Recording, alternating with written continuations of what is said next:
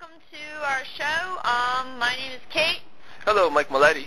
My name's Jeff. Okay, and we are talking about, what are we talking about? We're talking about the presidential election of Barack Obama this week.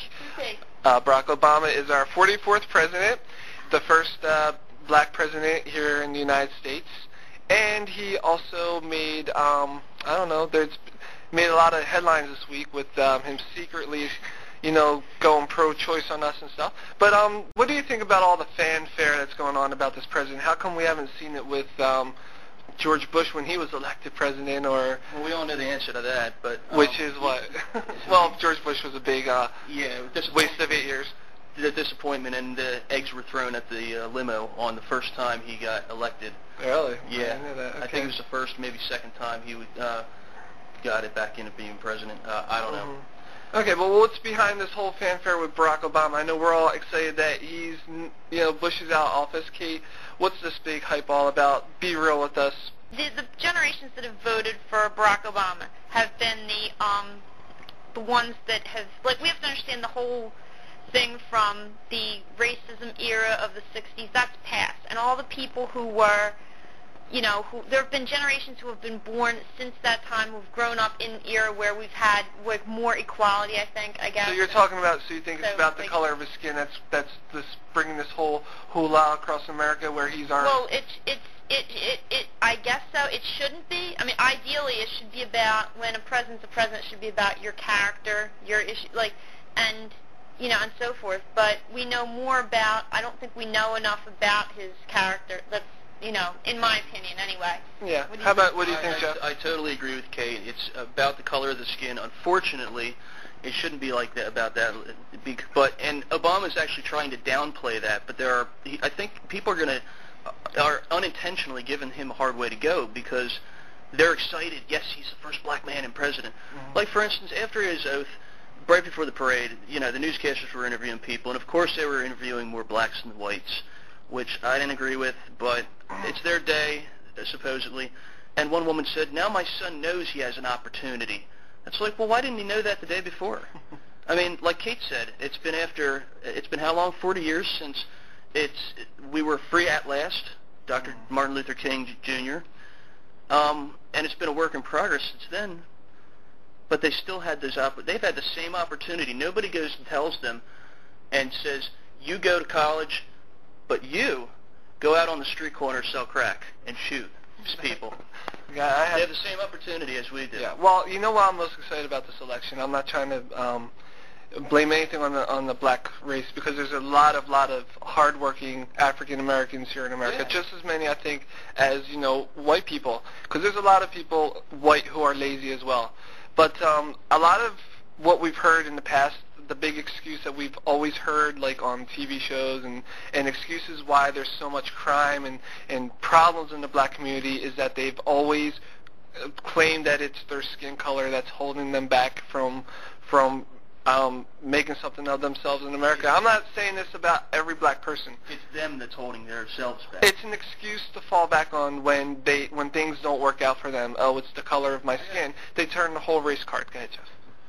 Quick story. This is actually a true story, and I just thought of this. I was talking to my father earlier today, and he said there's a doctor up in, a black doctor, African American, whatever you choose to say. He's been a doctor for about 24 years. A bloody victim came in. They get all kinds of stuff up in Newark and Trenton. It's a bad area, obviously. Bleeding victim comes in. They couldn't save him. They did everything they could. He was all shot up. Turns out the black doctor knew this guy. He went to school with him. And he said, it's funny, they talk about racism and the color of the skin that brings them down and everything like that.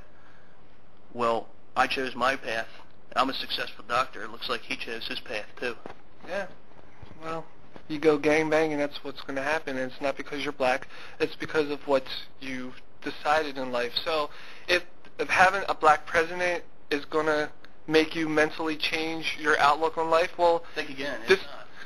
I think it's a good thing. If this is what they need to see, that, for them to be able to say, hey, I can do it, then I think it's worth the while. But I agree, but I think the old saying is, you can lead a horse to water, but you can't make it drink. You're not going to save everybody. You know. Yeah. Well, It's not going to change. There's still going to be lazy people in the black community after the president has this thing, and there's going to be lazy people in the white community as well. There's just going to be lazy people in general, but they can no longer use that as an excuse that I'm black, I can't, so therefore I won't try. You know, you can, and Barack Obama is the proof. You know what else too? Like I just wanted to say is that why all this emphasis on, we shouldn't be any emphasis on race whatsoever, and why do we even have these, need to have these distinctions between, like why should someone need to call themselves even African American? I mean my ancestors came from Europe, I don't call myself European American. Well seriously,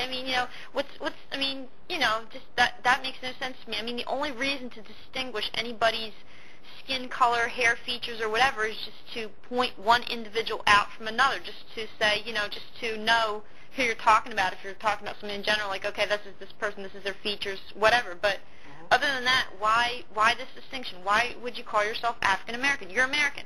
Why don't call myself White American or like European American? I don't understand the distinctions. We're Americans. Doesn't matter what your skin color is. Right. That's what I say. So. Exactly. An appendage to what Kate just said. If Obama is the mental and physical proof that you need, and if you're African American and that satisfied you, then you no longer need a Black History Month. Well, it should be everybody's. It should be everybody's History Month. Yeah. Yeah. Well, that brings up a whole new. Yeah. No, I agree because I think it's racism to distinguish any one race and give any one race a History Month. We don't have. What about the Native Americans, American Indians, or whatever is the preferred way to, call the individual? They don't. Look what they've done, and what they've suffered, and they don't have a History Month like as a group. Not that any group I think should. Every group has been oppressed at some point. Yeah. Every group you can think of. But so, I think that it should be just called to be fair to everybody, to be totally unracist. It should be History Month, if we're going to have a History Month. Right, I agree with that. It should be all a History Month. Obama himself said he wanted to break down the racial barriers. It's like, okay, and if he, like I said just a little while ago, if he's the physical and mental reminder to whoever black is left out there who is a non-believer that the whites are keeping them down and their color is, then he's living proof. Absolutely. He's living proof. You've got your proof. You no longer need your Black History Month. You no longer need to... you just don't need to be discriminated and think you're discriminated against. You have what you want. You have everything you want. But I honestly think that they've had the proof already. I guess this is the icing on the cake. Then so be it. Proof to everybody. Yeah. Yeah. Well, one good thing, there's a lot of negative role models, in my opinion, for African American teenagers with rap. I'm sorry. You can call it music if you want, okay? But if you take a look at who's mainstream and who are the big top-selling rap popular stars, they're all about money, drugs, bitches, and this and that and this and that. Barack Obama is a good role model, I believe, for today's youth. Minus the abortion. Well, the abortion thing. Yeah, the abortion thing. But other than that, I think he's a good positive role model for young black men in America. We have to go. We're at 10 minutes, but say goodbye, everybody. Goodbye. See you next time. All right, ciao.